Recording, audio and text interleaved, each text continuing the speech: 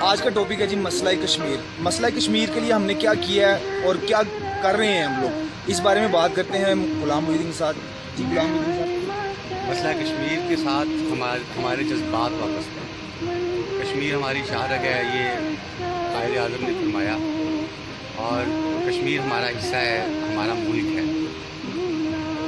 اپنی جگہ کوئی نہیں چھوڑتا، اور ایسی جگہ جس کے اوپر کسی طاقتور نے قبضہ کیا ہوا ہو اور وہاں پہ ظلم و ستم کر رہا ہو۔ کشمیر کی داستان، اس کی کہانی سب کے سامنے ہے۔ 70 سال ہو گئے ہیں، وہاں کی معصوم عوام کو یہ لوگ ظلم اور جبر کا نشانہ بنا رہے ہیں، ان کو قیدی بنایا ہوا ہے اپنے ہی گھروں میں۔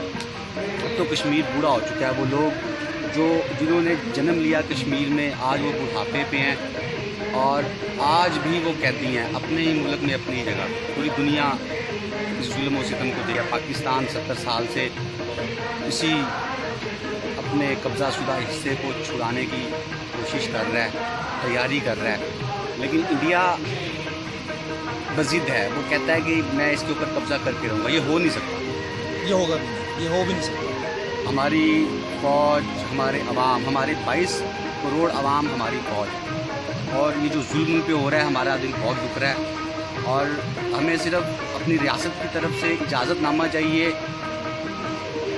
چلو تیاری کرو اور جہاد پہ چلو، ہم لوگ تیار معافی ہیں، نہیں ملتی۔ ہم لوگ تیار ہیں، اور ہم لوگ دلی پہ جائیں گے، دلی تک جھنڈا لے کے جائیں گے، صرف کشمیر آزاد نہیں کروائیں۔ امریکہ، اسرائیل یا کوئی بھی ایسا جو اس وقت بھارت کو شے دے رہا ہے اور ہمارے بھی جذبات کے ساتھ کھیل رہا ہے، اور ہماری حکومت اور ریاست کے جذبات کے ساتھ بھی کھیل رہا ہے، وہ کچھ بھی نہیں بگاڑ سکتے۔ صرف ایک مرتبہ ہم کوشش کر رہے ہیں کہ امن کے ساتھ ہی معاملہ حل ہو جائے۔ ہم نے ہمیشہ یہ کوشش کی۔ پچھلے وزیر اعظم نواز شریف نے بھی برہان وانی کی شہادت کے بعد UN میں یہ مسئلہ اٹھایا، اور کافی یکجہتی کے ساتھ اٹھایا۔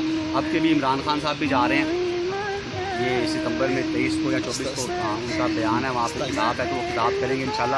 مجھے امید ہے، میں بڑا ناقد ہوں اس حکومت کا، لیکن مجھے امید ہے کہ مسئلہ کشمیر پہ وہ ہمارے جذبات کا احترام کریں گے عوام کے۔ اور ظلم و ستم کی حد یہ ہے کہ آج خبر یہ آتی ہے کہ پہلے وہ بیلسٹک گنز کے ساتھ ان کو مار رہے تھے، ان کو فائش کر رہے تھے، زخمی کر رہے تھے، ان کے چہرے خراب ہو رہے تھے۔ پھر کرفیو نافذ ہے، آج 25 دن، 26 دن، 27 دن ہو گئے، اب وہ کرنٹ لگا رہے ہیں۔ نیا حربہ انہوں نے آج خبر آئی ہے کہ وہ کرنٹ لگا رہے ہیں، وہاں پہ نسل کشی کرنے کے لیے کرنٹ لگا کے مار رہے ہیں کشمیریوں کو، اور آج بھی ان کی مساجد میں ترانے گونج رہے ہیں پاکستان زندہ۔